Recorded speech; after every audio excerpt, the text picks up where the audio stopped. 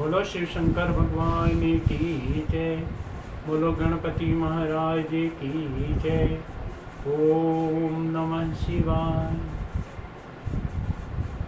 नारद जी की शंका को सुनकर भगवान ब्रह्मा जी बोले कि हे नारद, कल्प भेद के अनुसार दूसरी रीति से भगवान गणपति जी का जन्म की कथा सुनो। इस कथा को मैं तुम्हें सुनाता हूँ। जब शिव जी ने गिरजा जी के साथ विवाह कर लिया और सभी दैत्यों का वध करने के पश्चात वह विहार में संलग्न हो गए,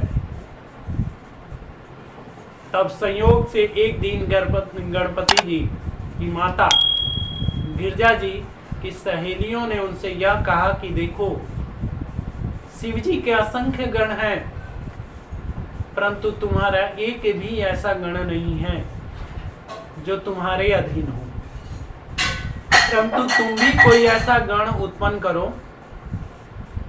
कि जो तुम्हारे लिए, केवल तुम्हारे लिए तुम्हारा द्वारपाल बनकर हर एक काम तुम्हारे आदेशानुसार करे, और जिससे उस गण की रक्षा के द्वारा किसी अन्य गण अंदर ना जाने पाए और उसको किसी से भी भय ना हो।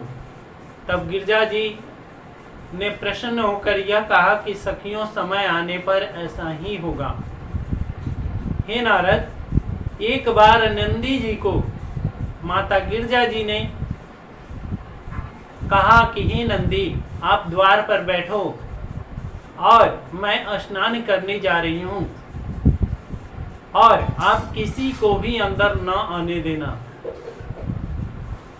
तब माता गिरजा ने स्नान करने के निमित्त अंदर चली गई। संयोगवश उसी समय भगवान शिव जी आए और अंदर जाने लगे। उस पर नंदी जी ने उन्हें रोक कर कहा कि हे प्रभु, माता अंदर नहा रही है। तब शिव जी नंदी जी को धमकाकर अंदर चले गए। गिरजा जी शिव जी की ऐसी दशा देखकर स्त्रियों के भांति अत्यंत लज्जित हो तथा लज्जावश अपने शरीर को छिपाती हुई वहां से भाग गई। उस समय उन्होंने अपनी सहेलियों से उस वचन का स्मरण हुआया। फिर कई दिनों के पश्चात गिरजा जी ने इच्छा किया कि एक ऐसा गण उत्पन्न होना चाहिए जो मेरे अधीन हो तथा अत्यंत ही बलवान, पराक्रमी और शिव के गणों से भी अधिक तेजस्वी हो। यह विचार कर गिरजा जी ने अपने शरीर से मैल निकाला और एक मूर्ति स्थापित किया तथा उसे गणपति का नाम देकर जीवन दान दे दिया। वह बालक अत्यंत ही सुंदर, रूप के सागर के समान उत्पन्न हुआ। उस समय गिरजा जी भी अत्यंत प्रसन्न हुई और बोली कि तुम हमारे पुत्र एवं गणों में श्रेष्ठ हो।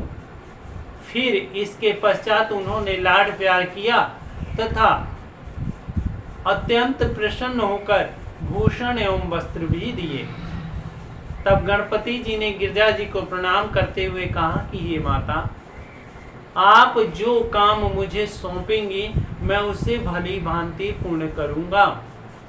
यह सुनकर गिरजा जी अत्यंत प्रसन्न हो गई और कहा कि हे पुत्र, तुम हमारे द्वारपाल हो जाओ। हमारी आज्ञा के बिना कोई भी अंदर ना आने पाए।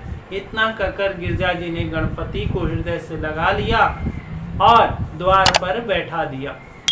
हे नारद, गणेश जी गिरजा जी के आदेशानुसार हाथ में डंडा लिए हुए द्वार पर बैठ गए। तदुपरांत गिरजा जी ने स्नान का विचार कर सब सेवकों से सामग्री एकत्रित करने को कहा तथा स्नान करने के लिए बैठ गए।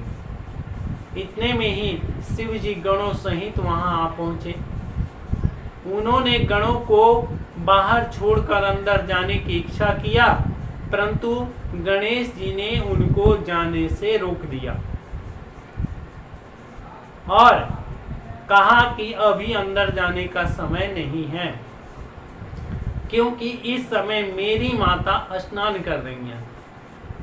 यह कहकर उन्होंने अपने डंडे को आगे कर दिया, शिवजी को आगे बढ़ने से रोक दिया। तब शिवजी ने उनसे कहा कि तुम कौन हो जो मुझे नहीं पहचानते और मंदिर के स्वामी को मंदिर में जाने से रोक रहे हो? तुम किसके पुत्र हो? यह कहकर शिवजी ने अंदर को फिर चल दिए। यह देखकर गणपति ने तुरंत ही अपना डंडा शिवजी को दे मारा तथा कहा कि तुम कौन शिव हो और किस कार्य के लिए मेरी माता के पास जा रहे हो? हम बिना अपने माता की आज्ञा के बिना किसी को भी अंदर जाने नहीं देंगे। परंतु शिवजी इन शब्दों की कोई भी चिंता न कर फिर अंदर जाने लगे। तब गणपति जी ने पुनः अपना डंडा उन्हें दे मारा। तब उन्होंने अपने गणों को बुलवाया और कहा कि तुम सब जाकर इससे पूछो कि यह कौन है। और शिवजी की आज्ञा अनुसार गणों ने आकर गणपति से पूछा। उन्होंने उत्तर दिया कि हम गिरजा जी के पुत्र हैं। तुम लोग कौन हो? हमसे पूछने के अधिकार तुम्हें कौन दिया? यह सुनकर गणों ने शिवजी से सारा वृत्तांत कहते हुए कहा कि हे प्रभु, वह वहां से नहीं उठता। तब शिवजी ने गणों को यह आज्ञा दे दी कि तुम उसे द्वार से हटाओ। उस समय गणों ने गणपति जी को उठाने का प्रयत्न किया, परंतु वे न उठे। परस्पर झगड़ा होने लगा। उसी समय शिवजी वहां गए तथा भीतर से गिरजा जी ने भी यह कोलाहल सुनकर अपनी सहेलियों को भेज दिया और कहा कि तुम बाहर जाकर देखो कि वहां क्या हो रहा है। आगे की कथा हम आगे के अध्याय में आपको बताएंगे, इसलिए आप मेरी कथा सुनते रहिए।